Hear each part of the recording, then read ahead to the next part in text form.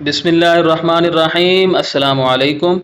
9ویں جماعت کی اردو اور اسلامیات پنجاب بورڈ کے نوٹس PDF میں خریدنے کے لیے رابطہ کریں۔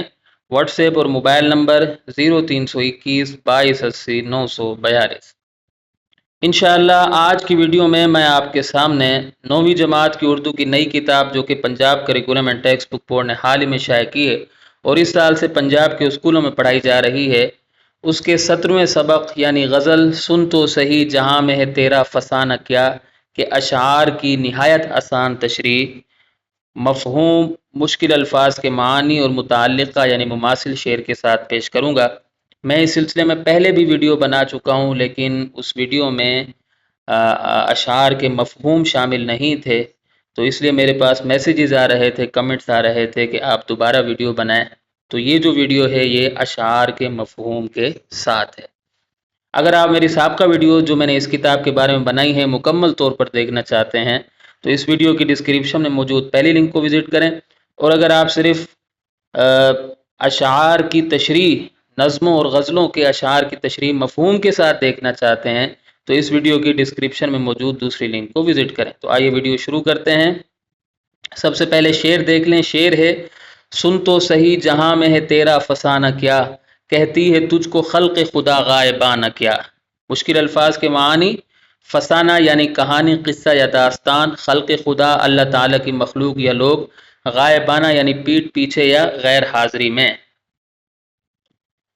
مفہوم: غور سے سن، دنیا میں تیرا ذکر کس طرح ہوتا ہے، لوگ تیری غیر موجودگی میں تیرے بارے میں کیا کیا کہتے ہیں۔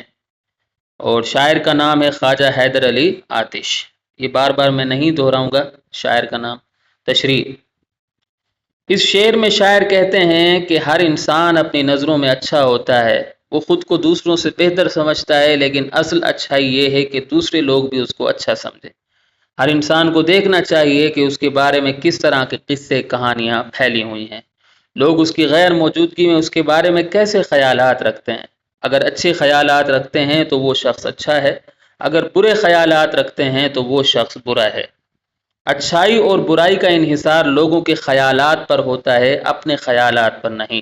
شیخ ابراہیم ذوق نے کیا خوب کہا: بجا کہے جسے عالم اسے بجا سمجھو، زبان خلق کو نقارہ خدا سمجھو۔ دوسرا شعر ہے: زیر زمیں سے آتا ہے جو گل سو زر بکف، قارون راستے میں لٹایا خزانہ کیا۔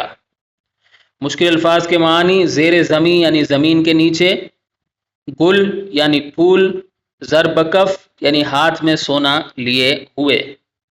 مفہوم: زمین سے آنے والے ہر پھول پر سونا ہوتا ہے، لگتا ہے قارون نے اپنا سارا خزانہ ان پھولوں پر نچھاور کر دیا۔ تشریح: اس شعر میں شاعر کہتے ہیں کہ زمین کے نیچے سے جو بھی پھول اوپر آتا ہے وہ سونا لیے ہوئے ہوتا ہے۔ پھولوں کے اندر کا مادہ سنہری رنگ کا ہوتا ہے، گویا ان میں سونا بھرا ہوا ہوتا ہے۔ دراصل یہ قارون کا کارنامہ ہے، وہ اپنا خزانہ پھولوں کو دے کر زمین پر بھیج دیتا ہے کیونکہ اس کی دولت اب اس کے کام نہیں آتی۔ اس شعر میں شاعر صنعت تلمیح استعمال کر رہے ہیں۔ قرآن مجید کے مطابق قارون کو اس کی دولت سمیت زمین میں دھسا دیا گیا تھا۔ شاعر کے تخیل کو داد نہ دینا ناانصافی ہوگی۔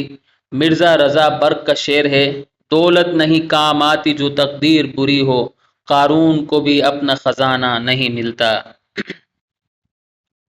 تیسرا شعر ہے: اڑتا ہے شوق راحت منزل سے اسپِ عمر، مہمیز کہتے ہیں کسے اور تازیانہ کیا۔ مشکل الفاظ: شوق راحت منزل یعنی منزل کی راحت کا شوق، اسپِ عمر عمر کا گھوڑا، مہمیز گھڑ سوار کی ایڑی پر لگا ہوا کانٹا جو گھوڑے کو آگے بڑھنے پر آمادہ کرنے کے لیے استعمال کیا جاتا ہے۔ تازیانہ کہتے ہیں چابک، ہنٹر یا بیت کو۔ مفہوم: زندگی کا گھوڑا آرام دہ منزل پانے کے لیے تیزی سے دوڑتا چلا جاتا ہے، اسے بھگانے کے لیے کسی ایڑی کی چبھن یا چابک کی ضرورت نہیں ہوتی۔ اس شعر میں شاعر کہتے ہیں کہ انسان عمر بھر آرام و سکون کی تلاش میں رہتا ہے، اسی تلاش میں اس کی عمر گزر جاتی ہے۔ انسان کی عمر کا گھوڑا بڑے شوق سے سفر کرتا رہتا ہے، اسے عام گھوڑوں کی طرح آگے بڑھانے کے لیے نہ کسی مہمیز کی ضرورت ہوتی ہے نہ کسی چابک کی، یہ خود بخود ہی آگے بڑھتا جاتا ہے، زندگی کا سفر طے کرتا جاتا ہے، یوں چلتے چلتے زندگی کی شام ہو جاتی ہے۔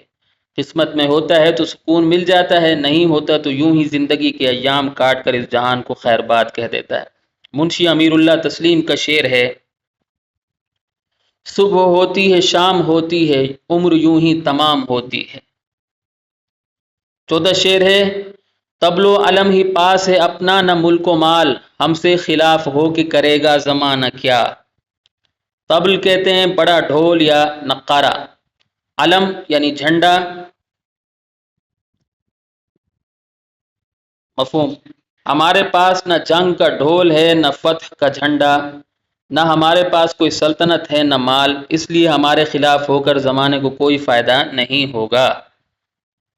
تشریح، اس شعر میں شاعر کہتے ہیں کہ ہم نہ کسی ملک کو فتح کرنے کی خواہش رکھتے ہیں، نہ ہمارے پاس کسی ملک کی حکمرانی ہے، ہم مال و دولت کے خزانے بھی نہیں رکھتے، اب لوگ ہمارے خلاف کیسے ہو سکتے ہیں؟ جو شخص ان چیزوں سے پیچھا چھڑا لے اس کی زندگی آسان ہو جاتی ہے، زمانہ اس کی مخالفت نہیں کرتا، وہ خوش رہتا ہے، سکون والی زندگی گزارتا ہے۔ جو شخص دوسروں پر حکومت کرنے کے خواب دیکھتا ہو یا ڈھیر سارا مال و دولت اپنے پاس رکھتا ہو، لوگ اس کی مخالفت پر اتر آتے ہیں۔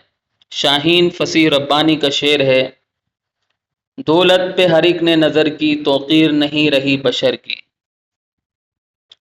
5واں شعر ہے، بے تاب ہے کمال ہمارا دل حزیں، مہماں سرائے جسم کا ہوگا روانہ کیا۔ دل حزیں مطلب دکھی دل، سرائے یعنی مسافر خانہ یا عارضی ٹھکانہ، مفہوم۔ ہمارا غمگین دل محبت میں بے قرار ہے، ایک دن یہ جسم کے عارضی مہمان خانے سے رخصت ہو جائے گا۔ اس شعر میں شاعر کہتے ہیں کہ ہمارا دل محبت سے چور ہے، اس لیے بہت غمگین ہے، محبت دل کو اداس کر دیتی ہے، ہم اداس اور غمزدہ دل کے ساتھ زندگی گزار رہے ہیں۔ ہمارا جسم ایک مسافر خانے کی طرح ہے، اس میں موجود دل اس مسافر خانے میں ٹھہرے ہوئے مہمان کی طرح ہے۔ ایک دن آئے گا جب ہمارے جسم کے مسافر خانے سے ہمارا مہمان دل رخصت ہو جائے گا، یعنی ہم دنیا کو چھوڑ دیں گے، ہماری موت واقع ہو جائے گی، یہی سب سے بڑی حقیقت ہے، اس کو جھٹلایا نہیں جا سکتا۔ مرزا شوق لکھنوی کا شعر ہے، موت سے کس کو رستگاری ہے، آج وہ کل ہماری باری ہے۔ 6واں شعر ہے، یوں مدعی حسد سے نہ دے داد تو نہ دے، آتش غزل یہ تو نے کہی عاشقانہ کیا۔ مدعی کہتے ہیں عدالت میں دعویٰ دائر کرنے والا، حریف یا مخالف، داد یعنی تعریف، مفہوم۔ اگرچہ تیرا مخالف حسد کی وجہ سے تیری تعریف نہیں کرے گا، مگر اے آتش تو نے محبت میں ڈوبی ہوئی غزل کہی ہے۔ اس شعر میں شاعر کہتے ہیں کہ میں نے بہت اچھی غزل لکھی ہے، میری پوری غزل عشق و محبت سے لبریز ہے، اس کے اشعار نہایت خوبصورت ہیں، اس کے باوجود میرا مخالف میری تعریف نہیں کرے گا، میری حوصلہ افزائی میں چند کلمات بھی نہیں کہے گا، مجھے اس کی کوئی پرواہ نہیں، میں خود اپنی شاعری سے مطمئن ہوں، تو مجھے کسی کی تعریف و تنقید سے کوئی فرق نہیں پڑتا۔ دراصل اس شعر میں آتش اپنے حریف امام بخش ناسخ پر تنقید کر رہے ہیں۔ آتش و ناسخ کے درمیان ہلکی پھلکی نوک جھونک ہوتی رہتی تھی۔ حفیظ جلندری کا شعر ہے، حفیظ اہل زباں کب مانتے تھے، بڑے زوروں سے منوایا گیا ہوں۔ تو یہاں اگر ہماری ویڈیو اختتام کو پہنچتی ہے، امید کرتا ہوں کہ آپ کو میری یہ کاوش پسند آئی ہوگی۔ اگلی ویڈیو تک کے لیے مجھے اجازت دیں۔